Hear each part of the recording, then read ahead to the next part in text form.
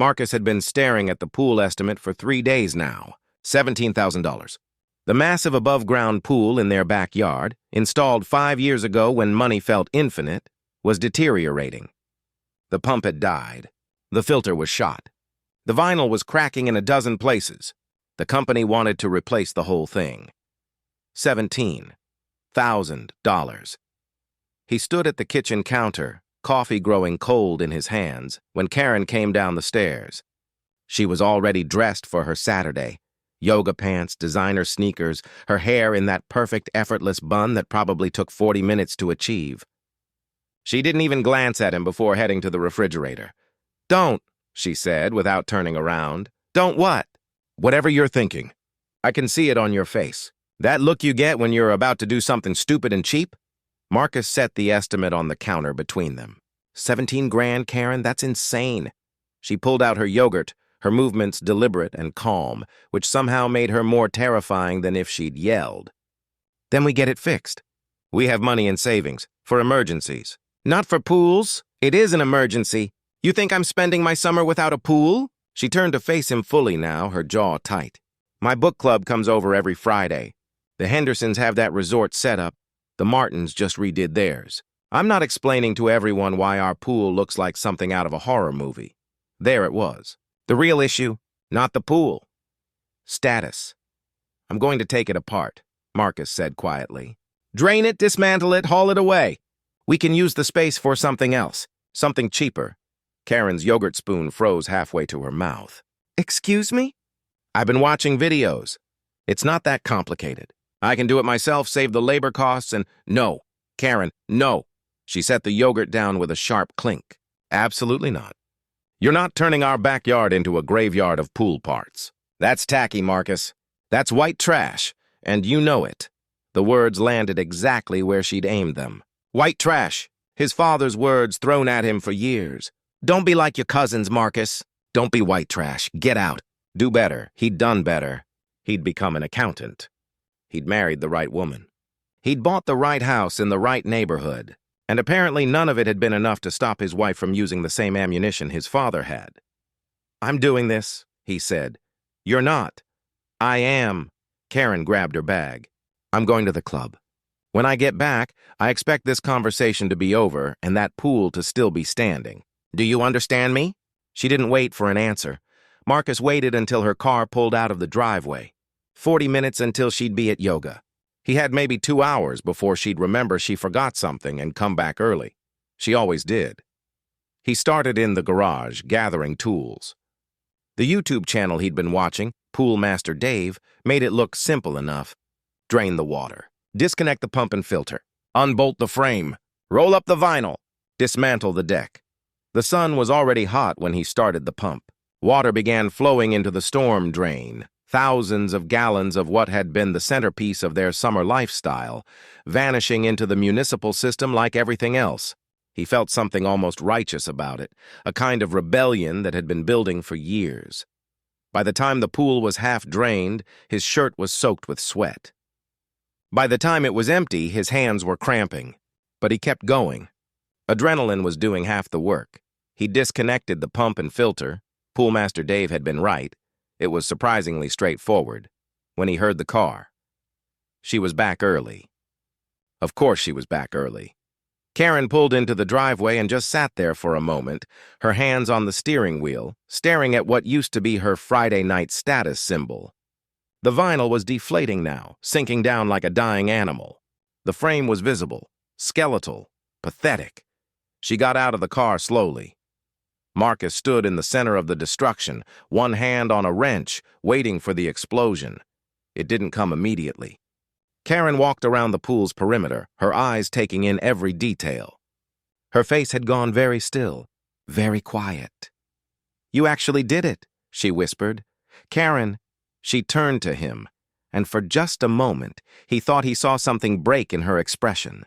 Real hurt, real loss, real something. Then her face hardened into rage. "You selfish, irresponsible—" She stopped, took a breath, and started again, her voice dropping into something colder than anger. "You know what? No, I'm done. I'm calling Linda. I'm staying at the club. It's just a pool." She laughed, a sharp, bitter sound. It's never just a pool with you. It's never just anything. It's about control. You've been planning this, waiting for me to leave so you could make a decision about our property without asking me? You would have said no. Exactly. You would have respected my answer, and instead you did this. She gestured at the destruction. Do you understand what you just did? You didn't just take apart a pool, Marcus. You made a choice about this house, about us, without me. She got back in the car. He stood there, wrench still in his hand, watching her reverse out of the driveway. He felt sick, righteous, trapped, free, all at once. Maybe he should have been worried about what came next. Maybe some part of him knew that crossing this line meant something, that there were consequences to taking control back, even over something as stupid as a pool. He didn't know that within 6 hours, the police would be pulling into his driveway. He didn't know that. Karen had called them, but not about the pool. He didn't know that his wife had said things that would make him the one explaining himself to a badge instead of the other way around. And he definitely didn't know that by tomorrow morning, she'd be the one regretting everything. Marcus had been working for another hour when his phone rang. Unknown number. He almost didn't answer. Telemarketers, probably, or some scam about his car's extended warranty. But something made him pick up. Mr. Henderson? A woman's voice, professional and clipped. Yes? This is Officer Patricia Chen with the County Police Department. We've received a report regarding your property. We're going to need you to stay where you are. Officers are en route to your location. The wrench slipped from his hand. I'm sorry. What? A report about what? Please remain calm, sir. Officers will be there in approximately 8 minutes. The line went dead. Marcus stood in the middle of his half-dismantled pool, heart hammering, trying to process what had just happened. A report? From who? Karen? About what? The pool? That didn't make sense. Taking apart your own pool wasn't illegal, unless she'd claimed something else. His stomach twisted. He had 7 minutes to think about what his wife might have said. And in those 7 minutes, every argument they'd ever had, every passive-aggressive comment, every time she'd threatened to make sure he regretted it, came flooding back. The first police car pulled up to his house at 4:47 p.m. 2 officers emerged, 1 male, 1 female. The female officer, Chen presumably, approached with her hand resting on her belt, her expression neutral in a way that felt practiced and dangerous. Marcus Henderson? She asked. Yes, what's this about?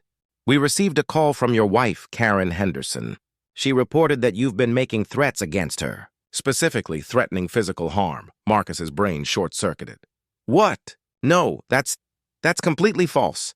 She stated that you've been increasingly angry and erratic, that you destroyed the pool without her consent as an act of control and intimidation, and that you told her you were going to make her regret ever crossing you.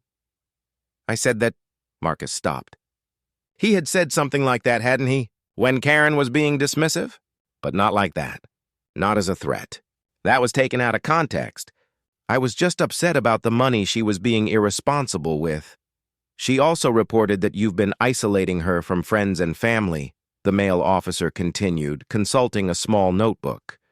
That you control the finances, that you've been monitoring her phone, and that today, when she objected to you destroying the pool, which she claims has significant emotional value to her, you became verbally abusive and she feared you might escalate to physical violence. Each word was a sucker punch. None of that is true, Marcus said, but his voice sounded weak even to his own ears. She's lying. I don't control. I mean, we manage finances together, and I would never touch her. Has your wife ever had to hide from you? Officer Chen asked. What? No. Has she ever expressed fear of you to friends or family? I don't know. I don't think so. Do you have weapons in the home? There's a hunting rifle in the garage, but thank you for that information, sir. Officer Chen's tone shifted almost imperceptibly. More formal. We're going to need you to come with us for a quick interview down at the station. Am I under arrest? Not at this time. We just need to clarify some things. This is standard procedure in domestic dispute cases. It wasn't a question. They had him sit in the back of the patrol car, the cage they called it, and drove him downtown to the police station. The whole thing felt surreal, like he was watching it happen to someone else. Other people had situations like this. People with real problems. People who were actually dangerous, not him. Not an accountant with a mortgage and a wife who spent too much money on yoga classes. At the station, they put him in an interview room. Beige walls, a metal table, a camera in the corner. Officer Chen sat across from him with a digital recorder. "I want to be very clear about something," Marcus said, before she could ask any questions. "I love my wife. I would never hurt her. Taking apart the pool was stupid, okay? It was impulsive. But it wasn't meant to threaten her."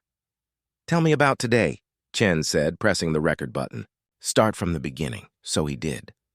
He told her about the estimate, the argument, Karen leaving for yoga.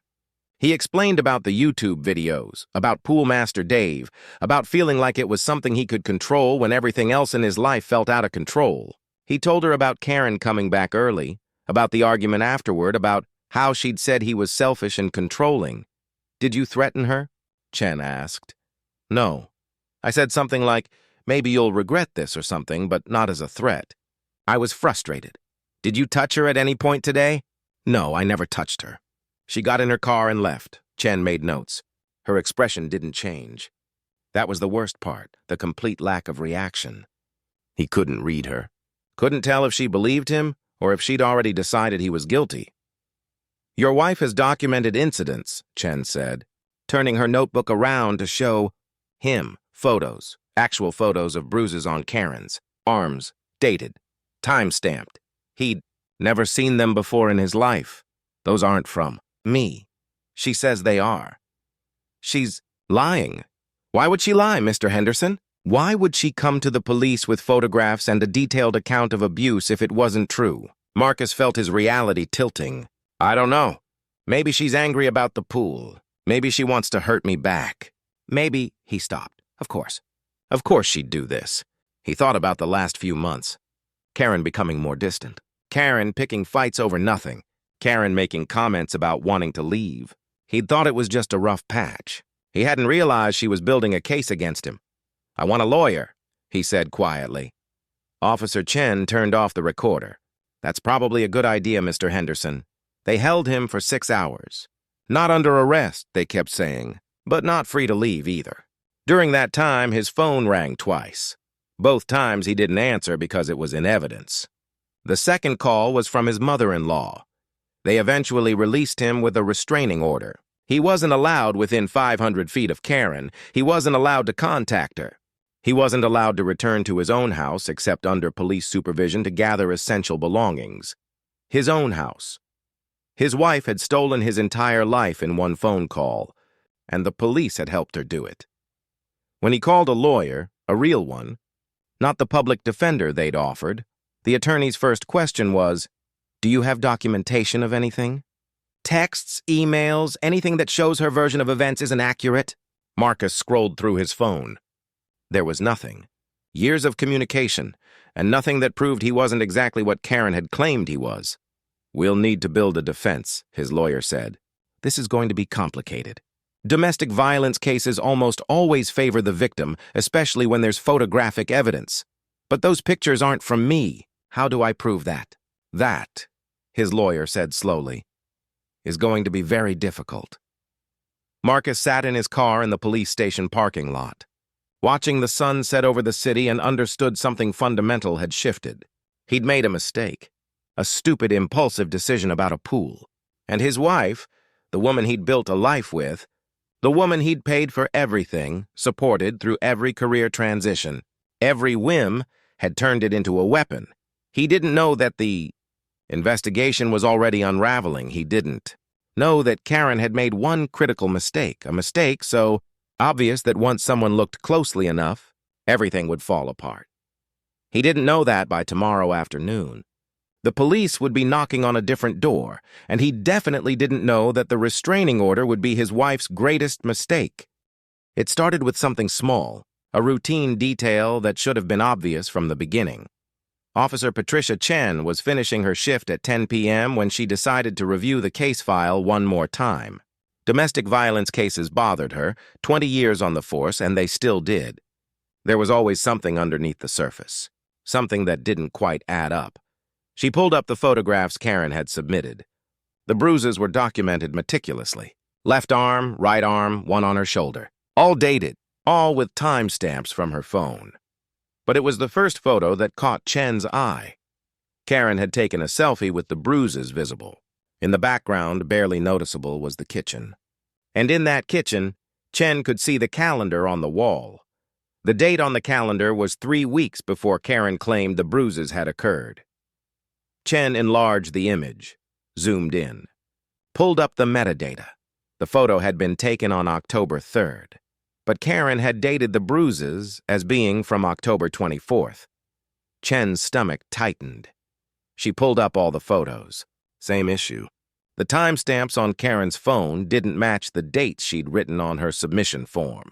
One photo, she might have made a mistake. But all of them? That wasn't a mistake. That was intentional. Chen leaned back in her chair. She'd been a cop long enough to know that false accusations happened. Not as often as people claimed, but they happened, and they destroyed lives. She made a decision. At 6 a.m. the next morning, Chen showed up at Karen's workplace, a marketing firm downtown, with a warrant to examine her phone records and cloud storage. Karen's face went white when she saw the badge. "What's this about?" Karen's manager asked, stepping between them.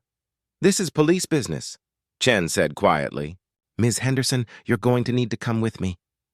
"Am I under arrest?" "Not yet. But we have questions about the incident report you filed yesterday." The drive to the station was silent. Karen's hands shook the entire time. In the interrogation room, this time the one on the other side of the law, Chen laid out the photographs. She showed Karen the calendar in the background. She showed her the metadata. She showed her the exact inconsistencies that proved the timestamps were fabricated. "You want to explain this?" Chen asked, Karen's lawyer, because apparently she'd already called one, leaned over and whispered something in her ear. "My client would like to invoke her right to remain silent," the lawyer said. "I think that's a mistake," Chen said, not taking her eyes off Karen. "Because right now, what we have is a false report. A bad one, but maybe defensible. Emotional distress, misunderstanding about dates, that kind of thing. But if we keep digging, and we will keep digging, we're going to find more. Aren't we?" Karen's face crumpled for just a moment. Real fear. Not the performative fear she'd shown yesterday. Real, terrified fear. "I need to speak with my client alone," the lawyer said. They left the room. Chen watched through the glass as Karen dissolved into tears, as her lawyer spoke urgently, as the realization seemed to dawn on Karen's face that she'd miscalculated. Badly. 20 minutes later, the lawyer came out. "My client would like to make a statement," he said. The story that emerged was predictable in its pathology. Karen had been having an affair. A coworker. The relationship had been going on for about 6 months. Marcus had started to notice something was wrong. He'd found text messages, overheard a phone call. Nothing concrete, but enough to make him suspicious. Karen had panicked. Divorce would be messy. They had money, yes, but community property laws meant she'd have to split everything. Their house, the savings, the retirement accounts, and worse, if Marcus found out about the affair, he'd be furious. He might make things difficult. He might go after full custody of anything they had together, not children, thankfully, but assets. So she'd decided to get ahead of it. She'd planned this carefully. The bruises were fake, created by having her lover grip her arms deliberately, documented over weeks, stored away for the right moment. She'd been subtle, telling friends little stories about Marcus's temper. She'd mentioned to her mother that she felt unsafe sometimes when he got angry about money. She'd built a narrative slowly, carefully, like laying bricks for a wall that would eventually trap him. The destroyed pool had been perfect. It had given her the excuse she needed, the evidence of his instability, the act of control. Everything had lined up perfectly until she'd made one mistake. One stupid, careless mistake with a calendar and a timestamp. "I didn't think it through," Karen said, her voice hollow. "I was just so angry. He was destroying things, making decisions without me, and I just wanted him to feel as powerless as I felt."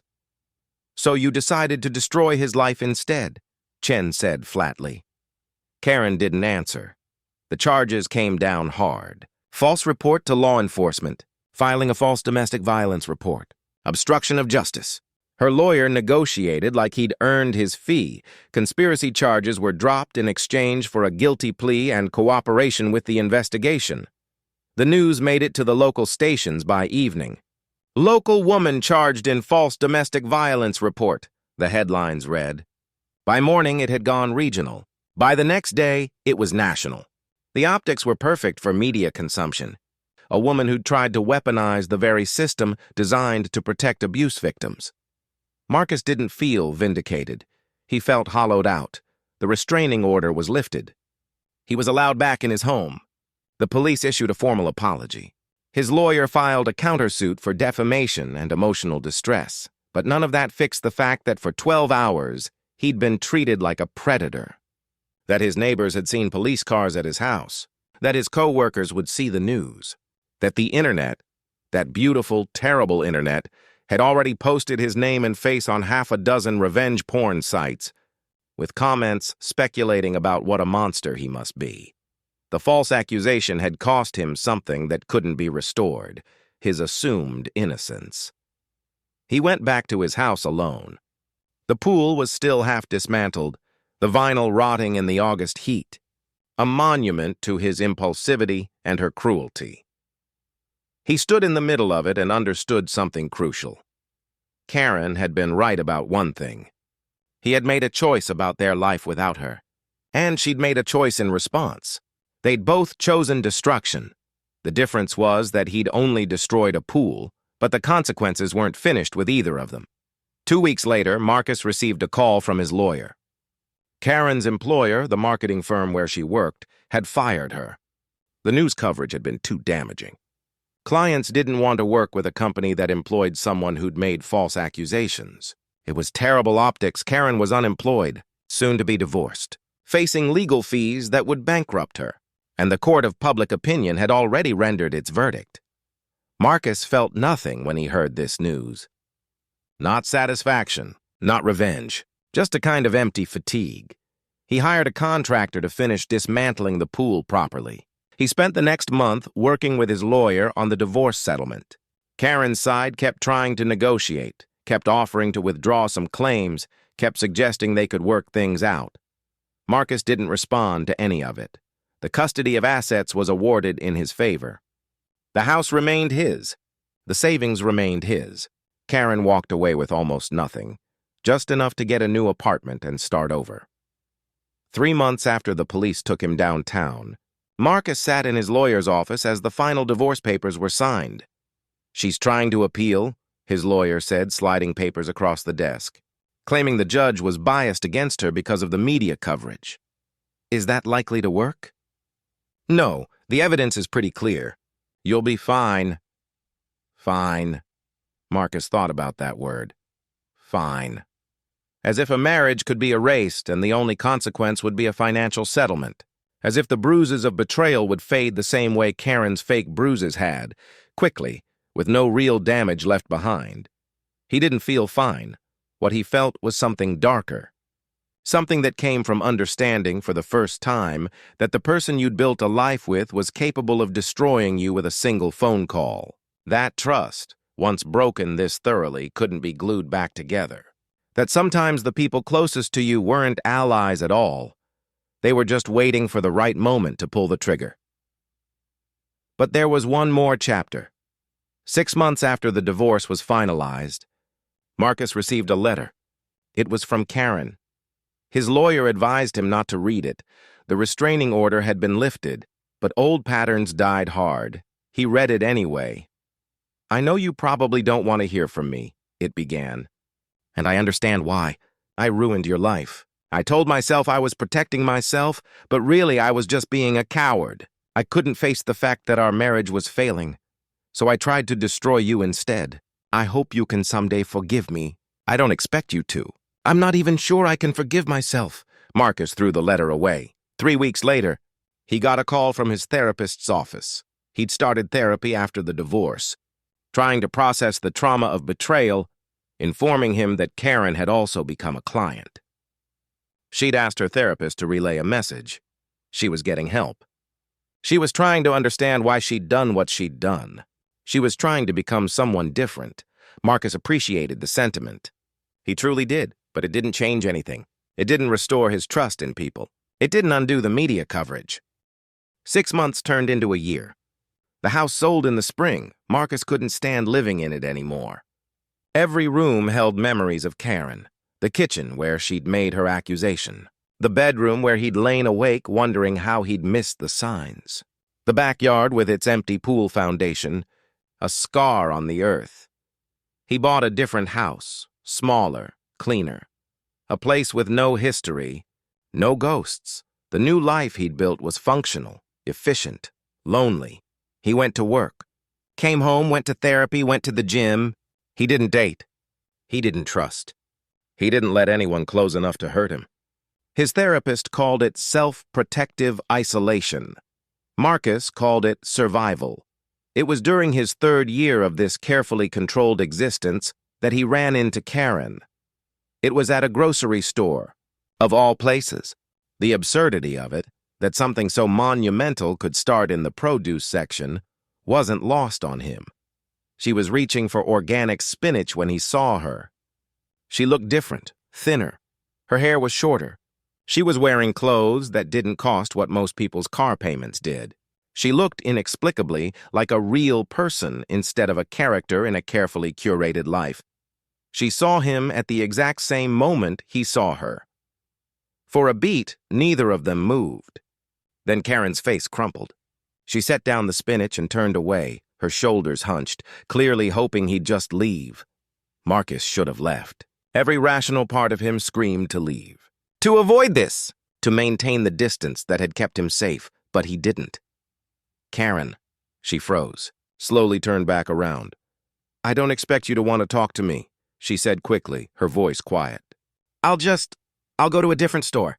I don't want to make you uncomfortable. For 3 years, Marcus had rehearsed this moment. What he'd say if they ever crossed paths. Cutting remarks. Cold dismissal. The kind of thing that would prove to her and to himself that she'd failed to break him. But standing in front of her, seeing the genuine pain and remorse in her face, none of his prepared lines felt right.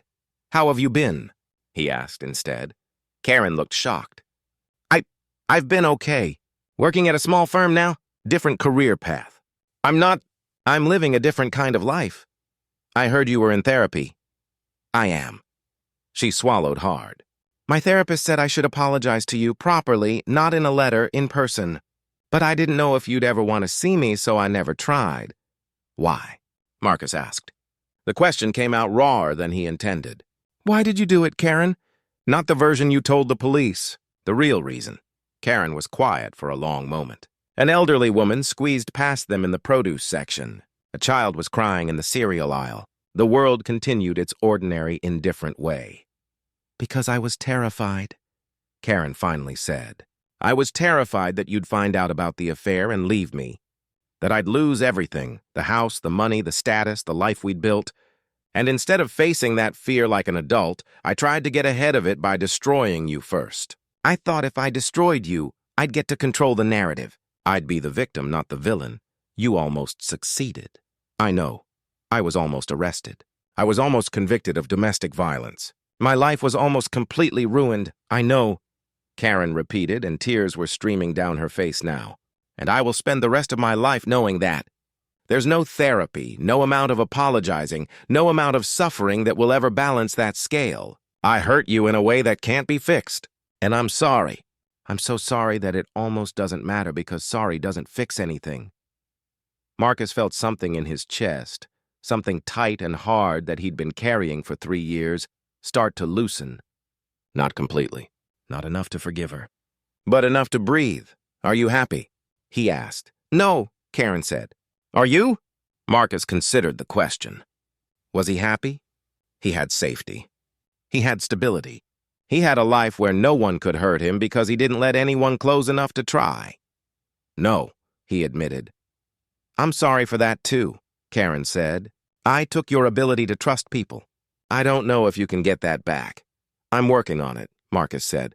which wasn't true yet, but maybe could be. They stood there in the produce section. Two people who'd loved each other and destroyed each other in equal measure. And there was a moment of something that wasn't reconciliation. Too much had happened for that, but maybe understanding. A mutual acknowledgement that they'd both paid a price for their choices. "I should let you shop," Karen said finally. "Yeah." She picked up the spinach again and placed it in her basket. Then she paused and turned back. "For what it's worth," she said, "I did love you. Before everything fell apart. I need you to know that the person I was with you at the beginning, that person was real." "She wasn't an act, I know," Marcus said, because he did know. That was the problem. If she'd been a complete villain, it would have been easier. But she'd been real and complex and capable of genuine love and genuine cruelty in equal measure. "Human. Take care of yourself," Karen said. "You too." He watched her walk away, disappear down an aisle and then out of the store. He didn't expect to see her again. Statistically, they probably wouldn't. The city was large enough to contain their separate lives, but something had shifted. 3 months later, Marcus was at his therapist's office when Dr. Reeves, a woman in her 60s with kind eyes and an unsettling ability to see through his bullshit, asked him a question. "You've mentioned that you don't date because you can't trust people. But what if the issue isn't trust in other people? What if the issue is trust in yourself?" "I don't follow," Marcus said, though he suspected he did. "You survived betrayal," Dr. Reeves continued. "You discovered it, you exposed it, you came out of it intact. You proved to yourself that you could survive the worst-case scenario. And yet you're living like you haven't proven that at all. You're living like you're still in danger." "I am in danger," Marcus said. "Everyone is." Karen proved that. "Anyone can hurt anyone at any time." "That's true," Dr. Reeves acknowledged. "But that's always been true. You just didn't know it before. The question isn't whether danger exists. It does. The question is whether you're going to let that fear prevent you from living." Marcus didn't answer. "You took apart a pool," Dr. Reeves said, "without considering the consequences. Your wife weaponized that impulsivity against you, and you learned your lesson. You became more careful, more controlled, more isolated. But Marcus, you swung too far the other direction. You've built a prison for yourself and called it safety. It took another 6 months, but Marcus started to open up. He went on dates. Terrible dates, mostly. Awkward conversations with women who seemed perfectly nice, but also perfectly wrong for him. He joined a book club, which was equally awkward. He volunteered at a local community center, teaching accounting basics to people trying to get their financial lives in order, and slowly, carefully, he started to rebuild his capacity for connection. He didn't forget what Karen had done. That scar would always be there.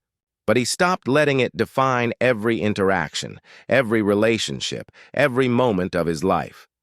A year after running into Karen in the grocery store, Marcus met someone. Her name was Sophie. She was a therapist herself. Dr. Reeves had warned him about the irony of this, but Marcus had laughed it off. Sophie was smart and skeptical and kind in a way that felt earned rather than performed. She'd been through her own divorce. She understood betrayal. On their 3rd date, Marcus told her everything. About Karen, about the false accusation, about the pool. He needed to know if she could handle his past, his trauma, his carefully constructed walls. Sophie listened to the whole story without interrupting. When he finished, she was quiet for a moment. "That's a lot," she said finally. "Yeah. But here's what I'm hearing," Sophie continued. "You survived something terrible. And instead of becoming bitter, you're trying to become better. That's actually the opposite of most people in your situation. Most people either stay victims or become predators. You're trying to be neither." "I'm trying," Marcus agreed. "I don't always succeed." "No one does," Sophie said. "But trying is the whole game." He thought about telling her that he still had nightmares sometimes, that he still checked his phone obsessively for signs of betrayal, that he still kept distance between himself and the people he cared about, just in case. But he didn't say any of that. Instead, he reached across the table and took her hand. 2 years later, Marcus and Sophie moved in together. It was terrifying. Every day felt like it carried the potential for catastrophe, but it also felt like living. He got a call one day from a number he didn't recognize. It was a lawyer, but not his lawyer, Karen's lawyer. "My client would like to settle the remaining aspects of the defamation suit," the lawyer explained. "She's prepared to offer a substantial settlement in exchange for you dropping the case." Marcus had almost forgotten about the defamation suit. It had been filed years ago, had moved through the legal system at the glacial pace that all legal matters do. Karen had been trying to get it dismissed or settled for years. "How substantial?" Marcus asked. The number the lawyer quoted was substantial indeed. Enough to pay off his house, enough to invest, enough to give him a level of financial security he'd been working toward his entire life. He should have said yes immediately. Instead, he told the lawyer he'd think about it. "Why wouldn't you take it?" Sophie asked that night. "Because it feels like